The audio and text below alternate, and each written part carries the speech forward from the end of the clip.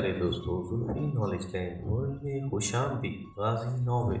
सब अच्छा की रिपोर्ट मिलने के बाद मैं रेस्टोरेंट की तरफ गया। रेस्टोरेंट में यशु कोने की एक मेज पर बैठा हुआ था। परेशानी इसके चेहरे से आया थी। मैं जब इसकी मेज के बिल्कुल सामने पहुंच गया तो यशुनत ने मुझे देखा और एकदम चौंक गया। इसकी घबराहट और बढ़ गई और इसी घबराहट में पानी का गिलास इसके हाथ से गिर गया। मैं यशुनत के साथ की कुर्सी पर बैठ गया और वेटर को कॉफी और कुछ स्नैक्स लाने का ऑर्डर दिया। यशुनत अभी घबराहट में नमस्ते और रस्मी कलमात भी भूल चुका था और मेरी आंखों में आंखें डाले देखता जा रहा था। मैंने इसे कहा, यशुनत बाबू, मैंने ही आपको यहाँ बुलवाया है और आपसे कुछ बहुत अहम बातें करनी है। यशुनत ने मुझे टोका और पूछा कि आप वही हैं ना जो इस रोज बाला खाने में मेरे हमरा बैठे थे? आपका शब नाम क्या है? मैंने जरा तहमकाना लहजे में कहा, देखो यशुनत, जब मैं बात कर रहा हूँ तो मुझे हरगिज मत टोको। ये शिम्मी का बालाखाना नहीं है। शम्मी इसकी पसंदीदा रकासा थी। मेरी बातें ध्यान से सुनो और मुझे अपने फैसले से आगाह करो।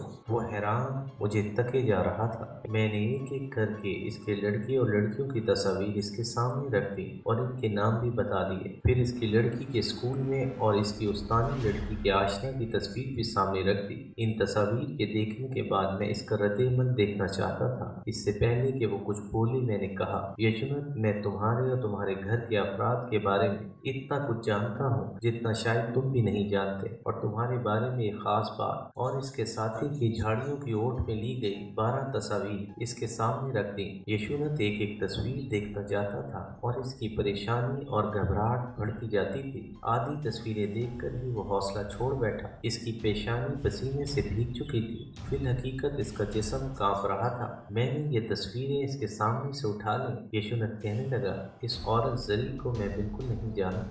भगवान की सौगंध है, मैं बिल्कुल नहीं जानता। वो लड़खड़ाती जबान में अटक अटक कर कहने लगा, मैं तो गरीब आदमी हूँ, सरकारी दफ्तर में मुलाजिम हूँ। फिर भी आप बताएं आपकी डिमांड क्या है? वो समझ रहा था कि मैं इससे रकम वसूल करने के लिए इसे ब्लैकमेल कर रहा हूँ। मैंने इसे तहमकाना लहजे में कहा, अगरचे मैं तुम्हारे मुतालिक सब कुछ जानता हूँ, लेकिन तुम्हारे मुंह से सच्चाई सुनना चाहता हूँ। जिस दफ्तर में काम करते हो वहाँ अपने डिपार्टमेंट और अपनी पोजीशन के मुतालिक बताओ। इसने कहा कि वो मिलिट्री हेडक्वार्टर्स में कॉपिंग ब्रांच में सुपरिटेंडेंट है। तो फिर इस तनख्वाह में बालाखानों की याशी कैसे करते हो? मैंने पूछा तो वो गिड़गिड़ा कर कहने लगा कि घर का खर्च तो मेरी बेटी जो टीचर है वो उठाती है, बाकी बच्चे जो पढ़ते हैं इनकी फीस वगैरह मैं अदा करता हूँ। वो फिर गिड़गिड़ा कर कहने लगा, मैं गरीब आदमी हूँ, फिर भी आप अपनी डिमांड बताएं। साथ ही इसने पूछा, अगर आपको एतराज ना हो तो बताएं कि क्या आप मिलिट्री इंटेलिजेंस के आदमी हैं? मैंने कहा, एक तरफ तो मुझसे मेरी डिमांड पूछते हो और साथ ही मेरी शनाख्त भी जानना चाहते हो। मैंने इसे जोरदार लहजे में कहा,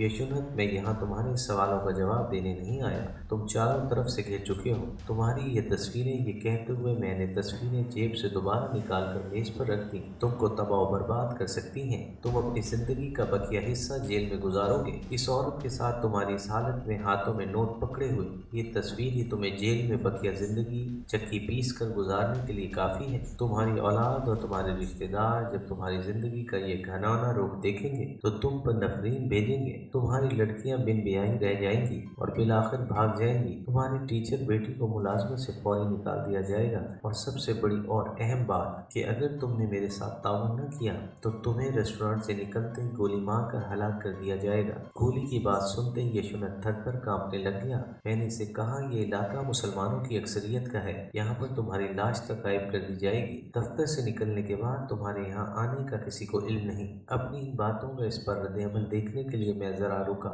यशुनत की हालत दीदनी थी। ऐसा मालूम होता था कि इसका हार्ट फेल हो जाएगा। वो कांपते कांपते बार बार इधर उधर देख रहा था, जैसे अभी कहीं से गोली चलेगी और इसका काम तमाम कर देगी। जब मैंने महसूस किया कि खौफ से कहीं इसके दिल की धड़कन ही बंद ना हो जाए तो मैंने पानी का गिलास इसे दिया। इसने पानी पिया, लेकिन इसके घबराहट और कांपने में कोई कमी न हुई। मैंने इसे कहा, देखो यशुनत, जो कुछ मैंने कहा है ये सब कुछ भी हो सकता है, और अगर तुम हमारे साथ ताउन करो तो न सिर्फ तुम्हारे साथ ये सब कुछ नहीं होगा बल्कि तुम्हें ताउन करने का खातिर मुआवजा भी दिया जाएगा। उम्मीद की किरण देख कर वो फौरी बोला, मुझे बताइए मुझे क्या ताउन करना होगा? मैंने इसे कहा कि सबसे पहले ये बताओ कि किस हद तक ताउन कर सकते हो, और दोबारा कहता हूँ कि मुझसे कोई सवाल न करना, सिर्फ मेरे सवालों के जवाब देते जाओ और बिल्कुल सही जवाब। तुम कॉपिंग ब्रांच में सुपरिटेंडेंट हो। तुम्हारे पास आर्मी हेडक्वार्टर से भेजी जाने वाली डाक के अलावा آنے والی ڈاک کی بھی کاپیاں بنانے کے لیے آتی ہیں؟ اس نے اسباق میں سر ہلایا۔ میں نے پوچھا، عموماً روزانہ کتنی ڈاک تمہارے سیکشن میں آتی ہے اور کتنی ڈاک جاتی ہے؟ اور یاد رکھنا، مجھے تمہارے دفتر میں آنے اور جانے والی ڈاک کی تمام تفصیل معلوم ہے۔ صرف یہ دیکھنے کے لیے لائے ہیں کہ تم کتنا سچ بولتے ہو۔ یہ باتیں تم سے پوچھ رہا ہوں۔ یشونت میں اب قوت مدافعت بالکل نہیں رہی تھی۔ میں نے اسے مزید ڈرانے کے لیے کہا، تمہاری زندگی کا دار و مدار اب صرف تمہارے سچ بولنے اور ہم سے تعاون کرنے پر ہے، اس لیے ہر جواب دینے سے پہلے میری بات کو یاد رکھنا۔ یشونت بریکنگ پوائنٹ پر تو آ ہی چکا تھا، اب میں اسے مزید جھٹکے دینا چاہتا تھا۔ ہندو اگر کسی بات سے زیادہ ڈرتا ہے تو وہ موت ہے۔ اسی موت کے ڈر سے چند ہزار غیر ملکی مسلمان فوجیوں کے ساتھ غوری، تغلق، غلامہ، لودھی اور مغل حکمرانوں نے کروڑوں کی تعداد میں نڈر اور باہمت ہندوؤں کے مہابھارت پر دھڑلے سے حکومت کی۔ ان سے بھی پہلے محمد بن قاسم اور محمود غزنوی نے ہندوؤں کی اس بھوتر دھرتی کا تیا پانچا کیے رکھا، اور اس کی وجہ ہندو کی ازلی بزدلی اور موت کا خوف تھا۔